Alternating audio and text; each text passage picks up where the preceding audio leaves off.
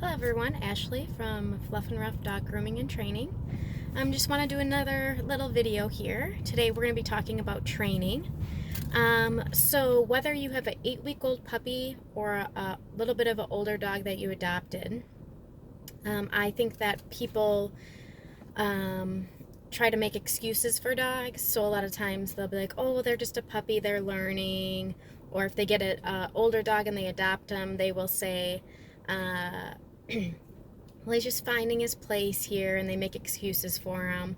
So they let them get away with bad habits, like jumping on a person or barking a lot, stuff like that. And then those are probably the number 1 and 2 complaints that I get from owners is I want them to not jump and I don't want them to bark. They bark obsessively. And then leash pulling is probably the third. So if you establish the rules and guidelines straight from the beginning, as an 8-week-old puppy, every single time that puppy jumps, no, and you correct them. And then as soon as all 4 feet touch the ground, then you give them praise and attention because that's what they're looking for.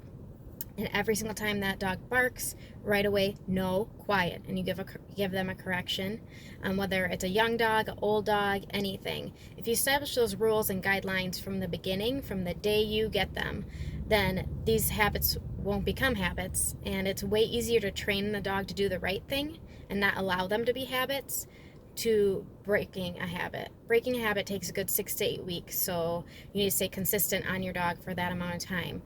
Every single time they bark, correcting them. Every single time they jump, correcting them. Every single time they pull on the leash. So if you just make it the normal from the beginning, you won't actually have to do any training because it's just their normal routine. That's just what they know is acceptable. So then you don't have to do a lot of training. So I always encourage people from the day they get the dog, don't make excuses for the dog. Just stick to the guidelines and make sure everyone in the family is on the same page. Whenever the dog jumps up, this is what we're going to do, and this is how we correct them, and then this is how we reward them for doing the right thing. So keep that in mind. If you are looking to get another dog, whether it's a young pup or a little bit of an older dog and you're going to adopt, establish the rules and guidelines straight from the beginning. You will save yourself a bunch of headache later on in life, and it will be less stressful on the dog as well. So I hope you found this video useful, and if you have any questions, let me know. All right, have a great day. Bye-bye.